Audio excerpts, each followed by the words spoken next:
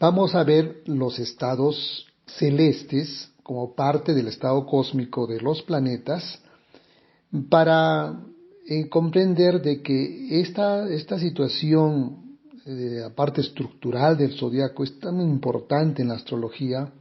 Es la estructura más importante porque a partir de allí se erige todo un conocimiento, tanto en predicciones como también en diagnóstico y pronóstico de las partes de los planetas en la carta astrológica. Es que el zodiaco trópico es la estructura base de la astrología.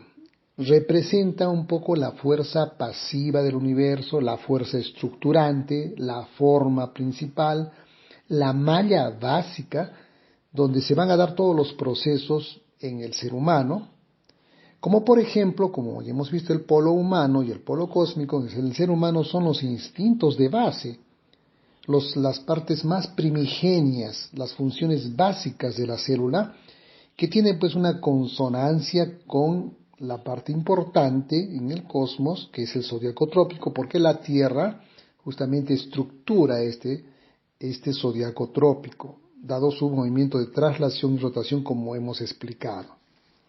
Entonces hay tres aspectos importantes a considerar.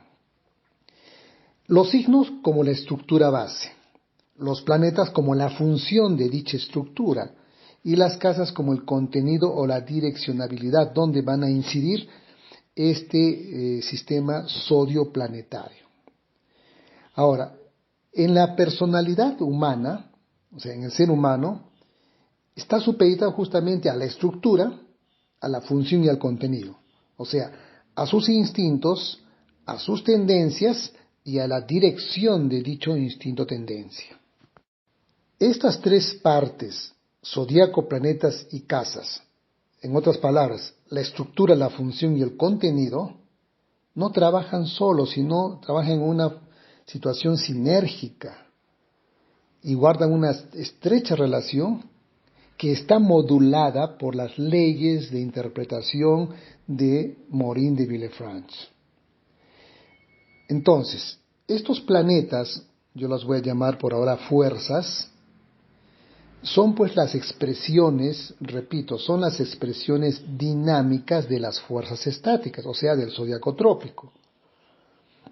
Estas fuerzas estáticas o el zodiaco, que son fuerzas potenciales, que podemos llamarlo modelos zodiacales, entonces sus expresiones dinámicas, que son los planetas, las fuerzas planetarias, al desplazarse por la pista zodiacal en tiempo real, cada porción del zodiaco, cada 30 grados, tiene una característica específica que está generada por los principios que lo forman, o sea, las cualidades primarias, primigenias. Entonces va interaccionando esta fuerza planetaria o el planeta con el signo. Esta parte estática, potencial, que es instinto-signo, va interaccionando con la parte dinámica cinética, que es la tendencia planeta. Planeta y signo van interaccionando. De tal manera que en esta interacción va a producir, en esta interrelación de planeta y signo, diferentes formas de características de expresión. No es igual que un planeta esté en su propio signo, que esté en el signo contrario, etc. Va a ser diferente la interacción. En este aspecto, entonces, en esta interacción entre la parte zodiacal y planetaria, me parece que está basado en las leyes de la semejanza y de la oposición.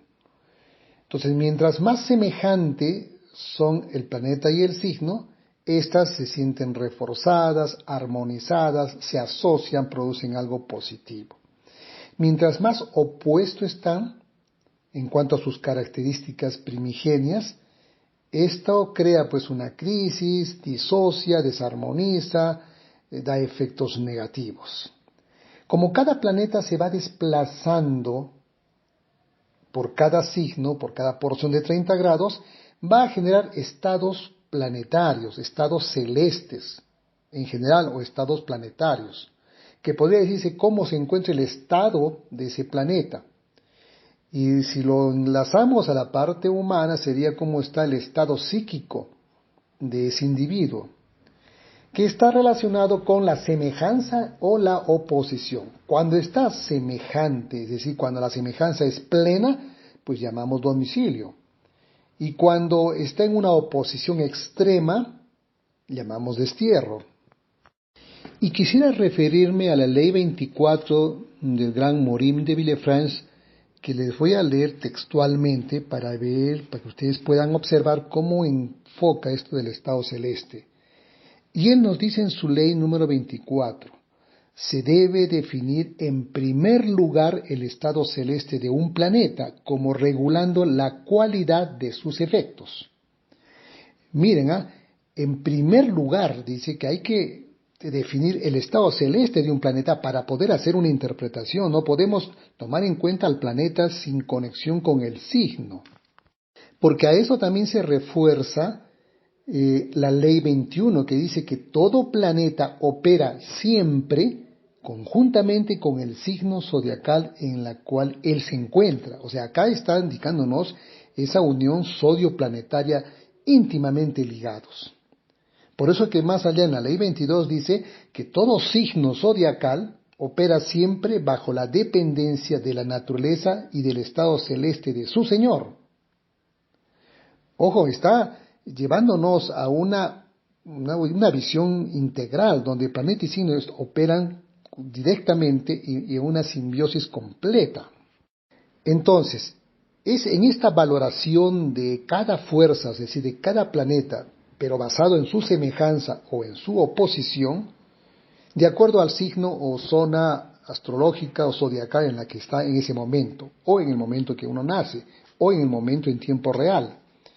Tenemos que valorar cómo se encuentra esa fuerza, porque es la base para una interpretación. Claro que esta valoración es relativa. Esta valoración relativa de los planetas y los signos, o de las fuerzas planetarias y zodiacales, dan condiciones de esta interacción dentro de un margen. Por ejemplo, los estados cósmicos o estados celestes, más específico, o estados psíquicos, tendríamos que cada planeta, al atravesar los 12 signos, habrían 12 estados celestes de cada planeta. De tal manera que habrían 6 estados armónicos de semejanza y 6 de inarmonía o de oposición. Claro, porque si pasa por cada signo y estos tienen su signo opuesto, indica pues que en el lado donde hay semejanza, el opuesto sería en oposición. Entonces habrían 6 estados armónicos y 6 estados inarmónicos.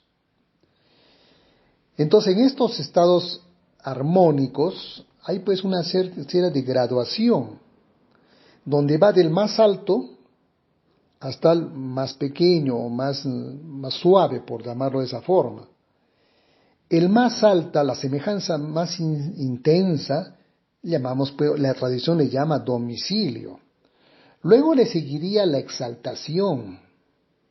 Luego seguiría lo que llamo, tomando en cuenta lo que dice Morin, la trigonocracia. Ya serían 3 estados. Y los otros 3 vendrían a ser los grados de peregrinación.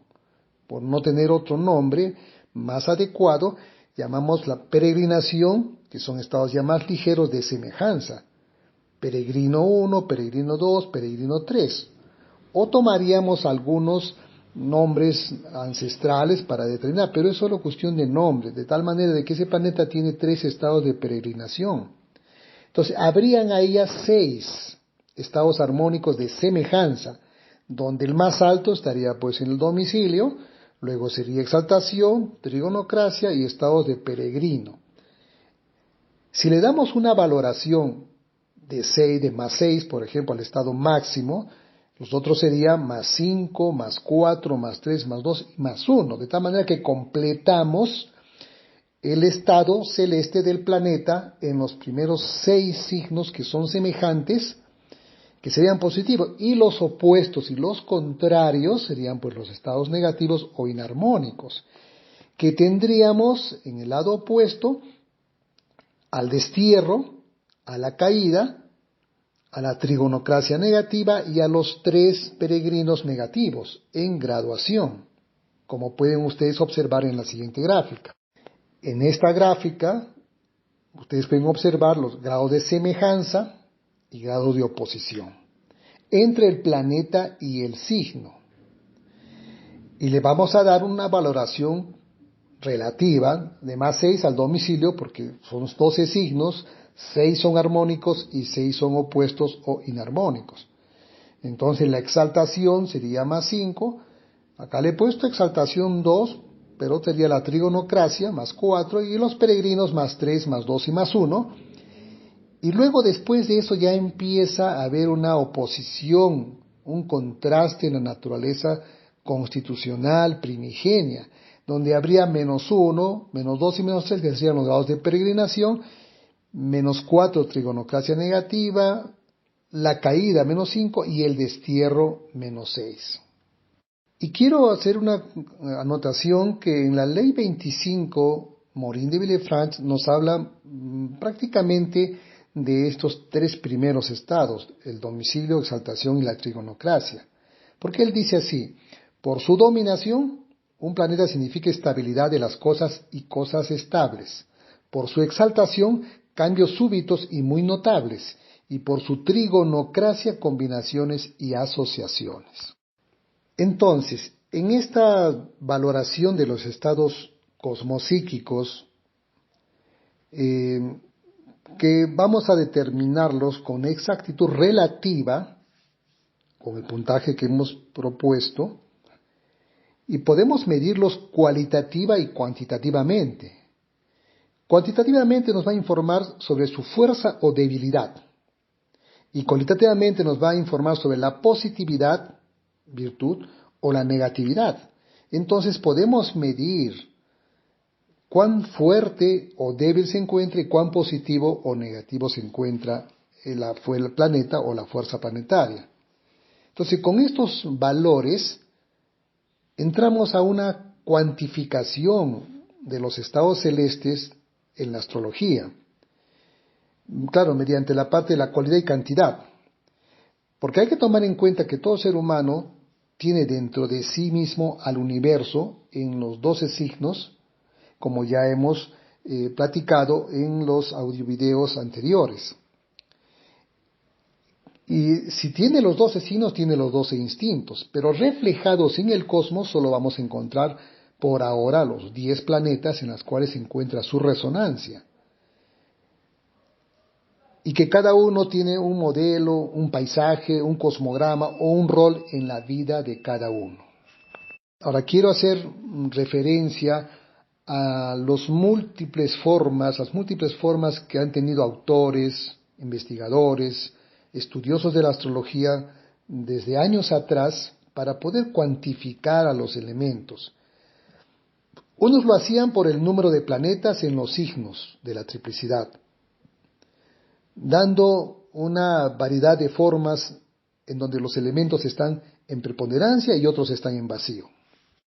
También vemos en los que hemos estado indagando que hay de acuerdo al conteo del número de planetas en las casas, dándole valorización por ese sentido, o dando preponderancia a algunas casas o áreas respecto a otras áreas, unas más importantes que otras, dándoles un valor. También hay diferentes criterios donde atribuían un puntaje, por ejemplo, más puntaje al Sol que a Saturno, porque dicen que el Sol es una estrella y es el centro del sistema solar. Claro, a nivel astronómico sí, el Sol es importantísimo, pero a nivel astrológico todos los signos son iguales en calidad y cantidad, y todos los planetas que brotan de los signos son iguales en cantidad y calidad, por lo tanto no tienen que tener un puntaje más que el otro. Una cosa es la visión astronómica y otra es la visión astrológica, donde ya interviene el ser humano, porque unas células no son más importantes que otras, la célula nerviosa no es más importante que la célula muscular, etc. También pues daban mayor puntaje a la Luna porque está más cerca a la Tierra, etc. O más puntaje a un planeta, ya sea que esté en una casa cadente o que esté en una casa cardinal, o que esté cerca al ascendente, etcétera, etcétera. Porque el ascendente sabemos que es un punto de intersección importante de la eclíptica. Prácticamente vendría a ser la ascensión oblicua del punto horizonte. Tiene un puntaje, le dan un puntaje por angularidad, o por presencia en una casa, o porque es un planeta guía, o porque está más elevado, o porque está en conjunción con una cúspide intermedia. Le dan un puntaje porque aspecta fuerte a la Luna, o por dispositor a 3 o más planetas, etcétera, etcétera. Podemos dar puntajes según cada criterio, a cada punto, a cada planeta, a cada casa, llegando a darle puntaje a todos casi los factores.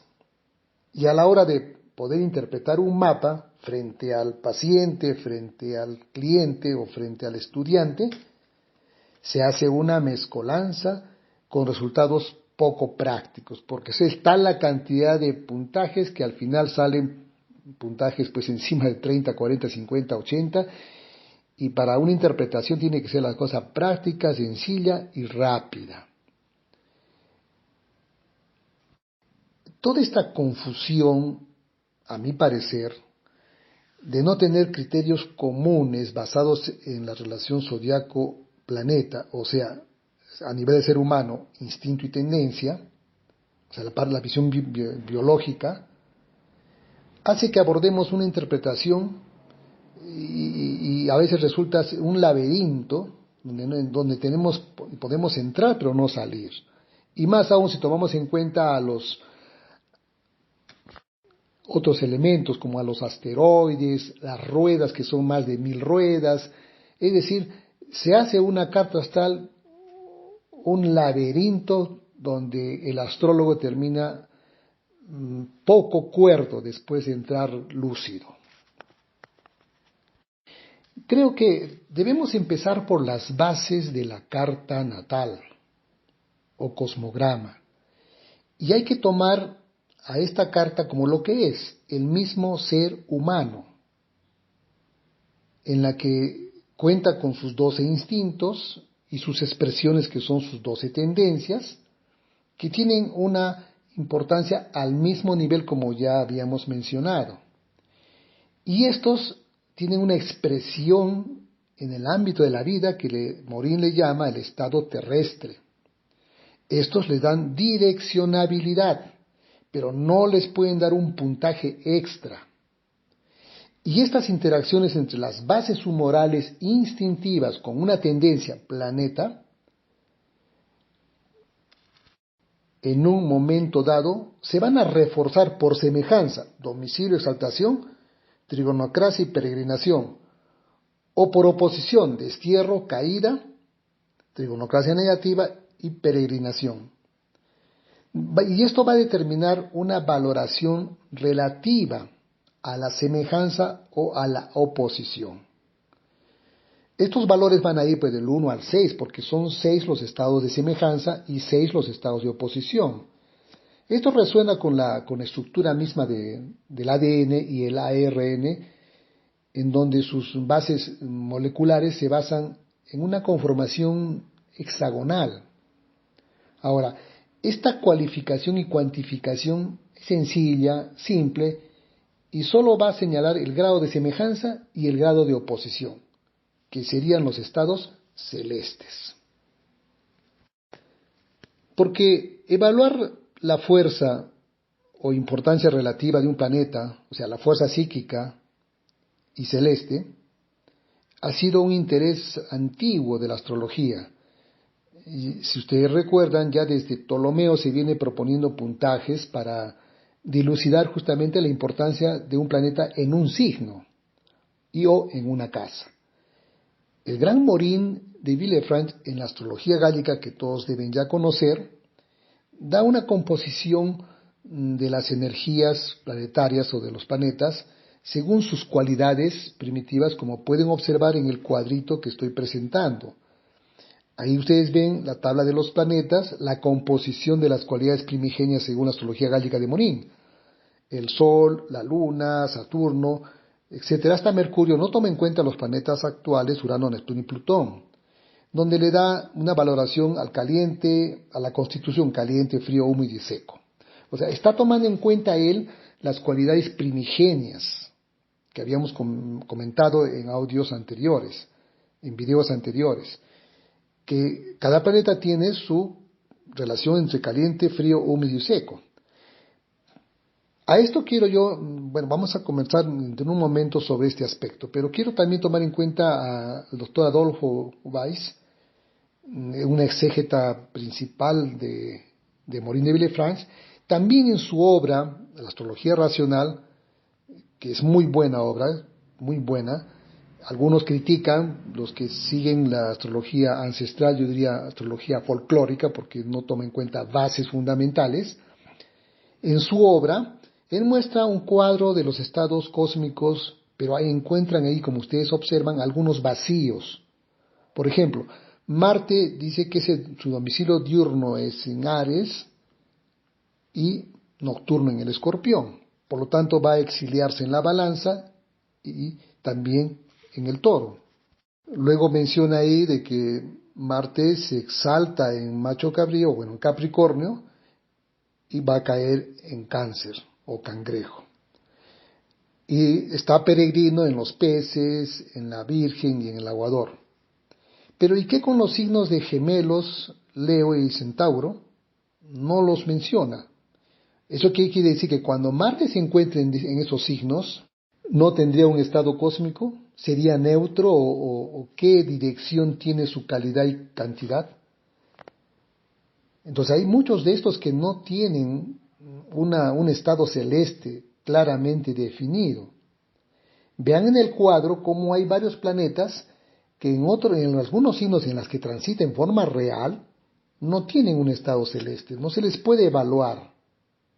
Entonces, ¿cómo vamos a evaluar la posición de Marte cuando se encuentra en Gemelos, en el Aguador o en el Centauro?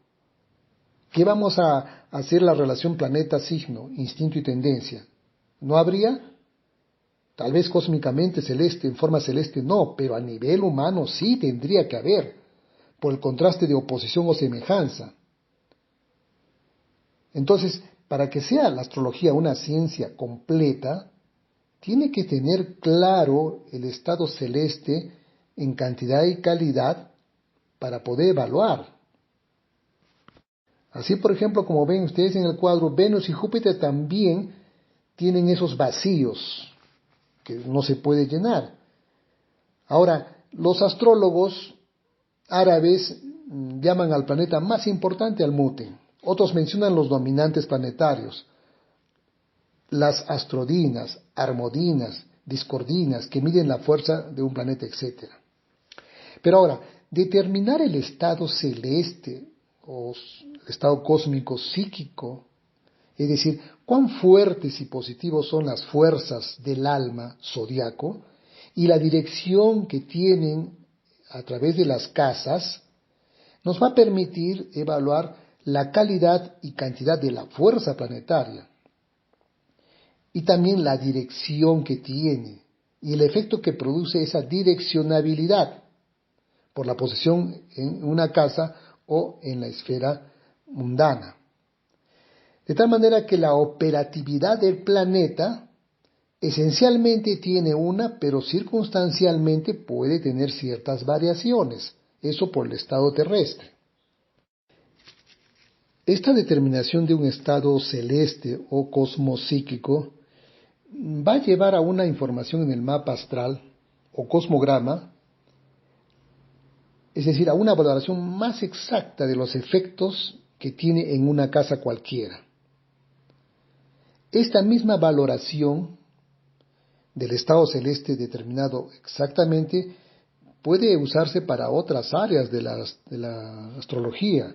Por ejemplo, yo diría en la construcción de los talismanes, en la cromoterapia, en la musicoterapia, en la aromaterapia, o en las proporciones morfogenéticas hacia la arquitectura, en la fitoterapia, en preparaciones magistrales específicas a cada mapa astral.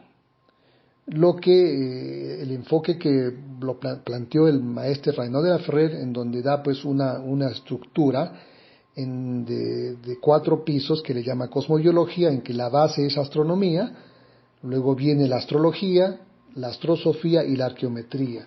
Entonces, para todo este estudio astrológico, astrosófico y arqueométrico necesitamos aclarar fundamentalmente lo que es el estado celeste de un planeta. Entonces, con esta valoración de un estado celeste cosmopsíquico, nos va a permitir encontrar en forma relativa la valoración exacta entre las fuerzas psicoplanetarias, zodioplanetarias, instinto, tendencia, de un cosmograma, de un mapa natal. Esto es un poco análogo a los pesos atómicos relativos en relación al peso atómico del oxígeno en la tabla periódica, que son valoraciones relativas, pero que pueden ser usadas y manejadas para situaciones exactas. Entonces, en esta tabla, en esta interrelación de la parte zodiaco trópico y los planetas, sus expresiones, vamos a encontrar las 12 fuerzas potenciales, que son los 12 signos zodiacales, que son pasivas, estructurales, la malla básica, los instintos básicos, con sus 10 puntos planetarios, que son las fuerzas activas cinéticas, pero estas son porque encontramos solo 10 puntos planetarios en el cielo. Pero a nivel humano son 12 tendencias y todas sus interrelaciones. Claro, dentro de esos 10 puntos planetarios, digo puntos planetarios porque sabemos que el Sol es una estrella y la Luna es un satélite. Vamos a tomar en cuenta a Venus como expresión del toro y Venus como expresión de la balanza. O sea, un Venus que tiene una base terrestre y el otro Venus que tiene una base celeste, aérea. Y también a Mercurio, que que es la expresión de los gemelos y la expresión de la Virgen. Entonces Mercurio tiene pues una base terrestre y una base aérea. Entonces tiene 2 naturalezas, Venus y Mercurio, por lo pronto. Ahora, la significación de cada signo y cada planeta se van a interaccionar según las leyes magistrales de Jean-Baptiste Morin de Villefranche. Estos significados del planeta y del signo siguen un orden o un criterio, digamos, analógico, pero está basado en los principios que mantiene claramente desde el comienzo la base estructural de la astrología. Por ejemplo, cada arco de 30 grados dentro del zodiaco trópico tiene pues un principio y una acción que está generada por los principios constitucionales como hemos visto en videos anteriores, que está basado en los 4 principios básicos: caliente, húmedo, frío y seco. Entonces, el cordero tiene un principio, el principio motor, y su acción estimular. El toro tiene el principio de sostén, su acción es coagular. Los gemelos, su principio es enlazante, y su acción es enlazar justamente. Del cangrejo el principio es digestor y su acción es fluidificar.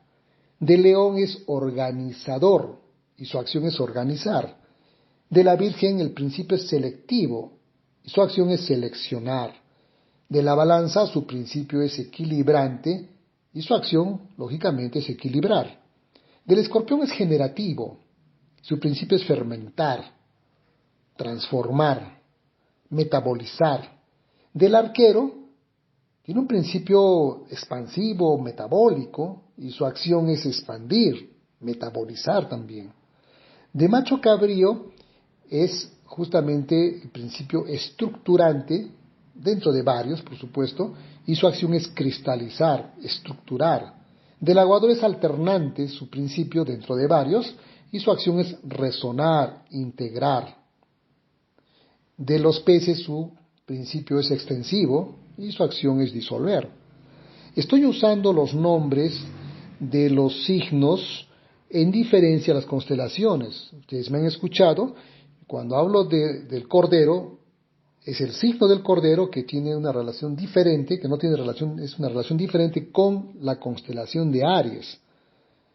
Por eso es que yo no escuchan ustedes que menciono Aries ni Tauro, sino el toro, los gemelos, el cangrejo, el león, para hacer la diferencia de lo que es un zodiaco trópico de lo que son las constelaciones que no tienen que ver más que en una semejanza, tal vez por el nombre, o tal vez por algunos principios zoológicos, pero que el zodiaco trópico brota de la rotación y la traslación de la Tierra.